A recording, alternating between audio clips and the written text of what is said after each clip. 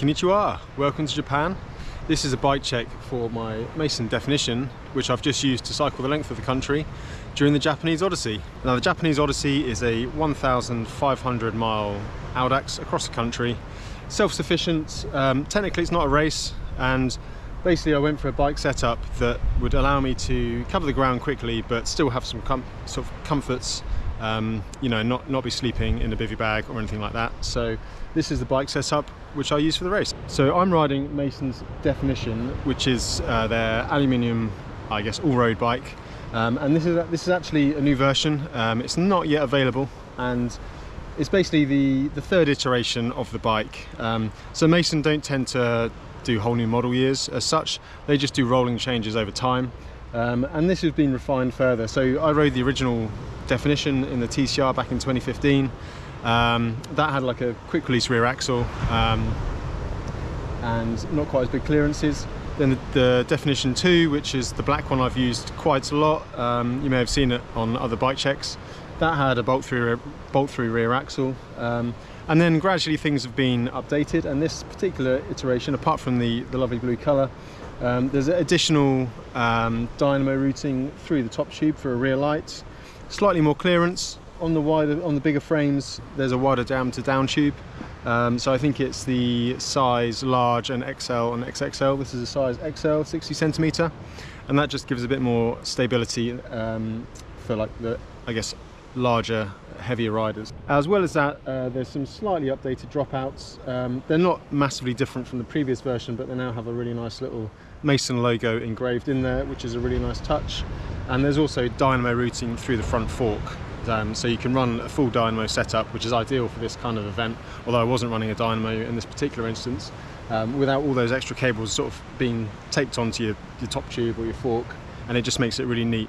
There's also been a few little changes to where the ports are, because there's more and more electronic group sets out there, so that means a bit more flexibility with where you route your cabling. So for this particular build, it's a brand new build, and this is the first time I've used it, and I decided to go for a big change. I've been a Shimano rider for a number of years, but got dropped for this season, so I've got basically free rein to use whatever I wanted, and I decided to try SRAM and the AXS. I've seen a lot of people riding it, a lot of people kind of, you know, using it and really raving about it, but I've also seen a few kind of issues in the longer events, especially the off-road ones where it's been cold and damp, such as Tour Divide.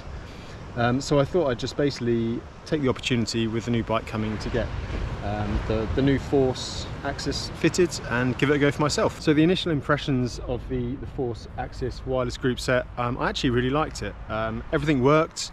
I was a bit concerned about battery charging. Now I did stay in hotels 50% of the time on this event, so I made sure I topped the battery up. I did take a spare with me. I'll do a separate video with all the bits and pieces in the bags to show exactly how I kind of managed battery life.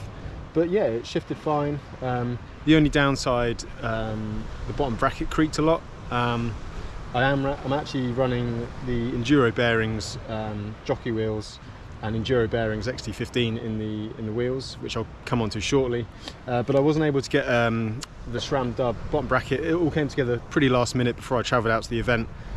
So I had to run the standard SRAM on it. It squeaked a lot and it creaked a lot, which is a little bit annoying, to be honest. I mean, it's still smooth enough. There's no play or anything, but little creaks like that are annoying. So once I get back, I'm looking forward to upgrading with the Enduro XD-15 ceramic bearings.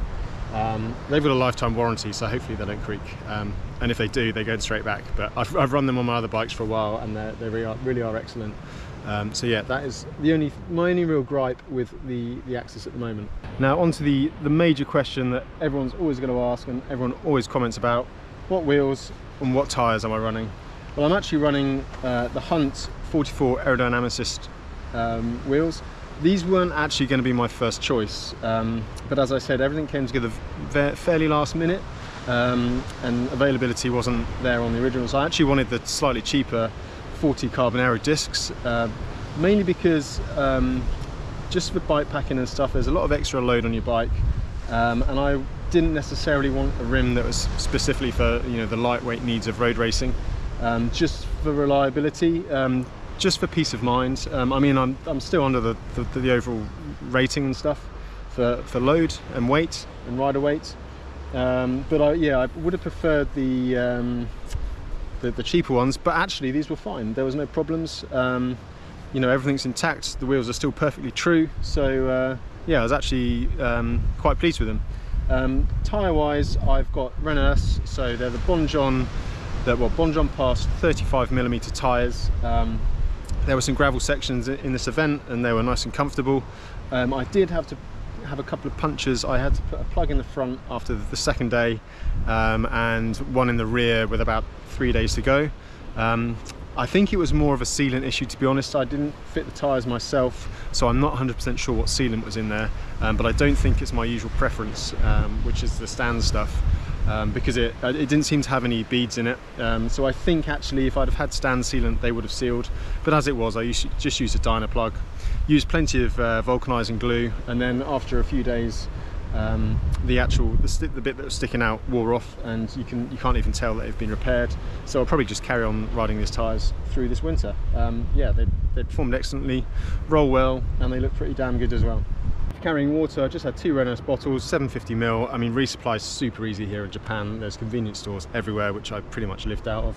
And I just use these wolf tooth components. I think they're the Morse cages, stainless steel ones, excellent. I've had them on loads of bikes. These are years old, and they're really adjustable. You can get them quite low in the frame, which is really useful when you've got bikepacking bags on, which brings me on to the bags. So I'm incredibly fortunate to be on the Tailfin R&D division, which means I get these fancy custom bags, and this frame bag's a couple of years old now. It's basically custom made and it fits my definitions in my Boca gravel bike. And this is, you know, it's done another long race. I did pull the zipper off. I mean, the zip works fine, but I was just a bit tired and pulled it outwards rather than forwards. But that's an easy repair once I get home, so no major dramas there. I'm also running a prototype. It's a compact road variant of the front pack. Again, I can't tell you too much because it doesn't exist officially at the moment. The frame packs will be released as a consumer item very soon. The front pack is still in development, so I'll be feeding back, but to be honest, they are quite good, but I can't give you any more details, so sorry about that and don't ask. The top tube pack is just one of these excellent flip top ones. It's the extra large one. I think it's 1.5 litres, and they mount on seamlessly with the rubber straps. With the frame pack, it all lines up, doesn't budge. I really rate this. I took a bit of convincing to buy into the flip top, but once I've used it, I won't go back. So yeah, you can buy those at the moment, and they are excellent. I thoroughly recommend them. On to the rear pack. Again, prototype, I can't tell you too much about it, but it worked really well using the standard carbon arch. It's just a slight different variation to what Tailfin have done before. Yeah, I can't tell you too much, but it works really well. Now, obviously this is a road, I guess, ultra or Audex bikepacking event, whatever you want to call it. So being seen on the road is pretty important. And this was probably the bit of the setup that wasn't the smoothest for me because it all came together very last minute. So rear lights, I had this Redshift arc pedal light. It's basically the arc pedals. They're big flat pedals with like lights in which flash when you pedal, and they've now started doing them with like separate mounts, and these turned up just before I left, and actually it fitted perfectly on the back of the carbon arch here. So that was really good, although I wasn't sure of the battery life. It ended up going dead with a few days and I didn't get time to charge it up. I also brought an exposure boost R. My plan was to have it nice and high so it'd flash over the back of the pack, but it didn't quite work out. I did have a mount for the arch, but it was the wrong type and I didn't have time to change it all, so it wasn't ideal. So in the end I ended up pointing the rear light out to the side so it illuminated the road quite a lot. But also I had this excellent POC Eternal helmet. So essentially it's got sonar panels in the top of it and a flashing rear light on the back, so all the time I was wearing it, the light was flashing, which gave me excellent peace of mind. Especially good here in Japan. There's a lot of tunnels, so when I went into the tunnels I knew the light would be on. I didn't have to turn my rear light on, and it's like going down descents into mist and things, and you know, darker mornings. Really gave me a lot of reassurance, and I'll be definitely running that all winter while I'm training over in the UK. Now onto the contact points. I'm running Ergon saddles. I've been running them most of the year. So this is the SR Allroad Core saddle, and actually I find it incredibly comfortable on the drop bar bikes, so I used it for this event. No saddle problems whatsoever. I also used it for Highland Trail and Silk Road on the mountain bike. And then I've actually managed to get some Ergon bar tape. I'm not quite sure of the model name. I think there's a road version and a gravel version, but let's just say I've got no numbness in my hands after the event, and I think I can pretty much put that down to this tape. So yeah, really would recommend that. I'll put the link down below in the description.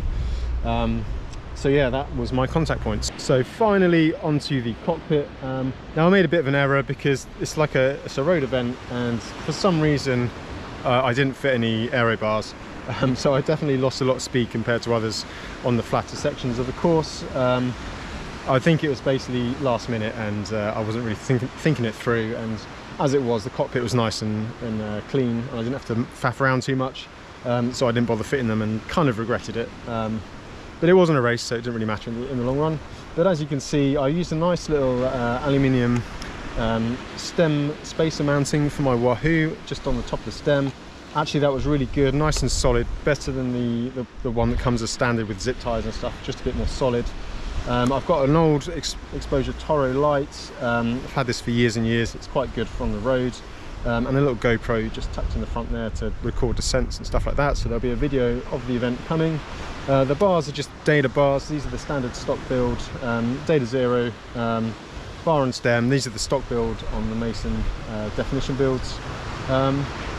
So yeah, it all worked really well. So the gearing, the chainring was a 48-35 tooth. Obviously this is 12 speed, and SRAM, obviously you can get the 10 tooth rear sprocket, so it's 1033 at the back. Kind of wished I had an easy gear at times. There's some pretty steep climbs in Japan, but it worked out okay, and you know, I got round without too much struggle. So there you have it. That is the Mason definition I used for the Japanese Odyssey. Thanks for watching. Don't forget to give us a like and a subscribe if you're into this kind of thing. Keep an eye out for the event video, and I'll do a separate kit check video as well as some other videos about the event over the next few weeks. So thanks for watching. See you again soon.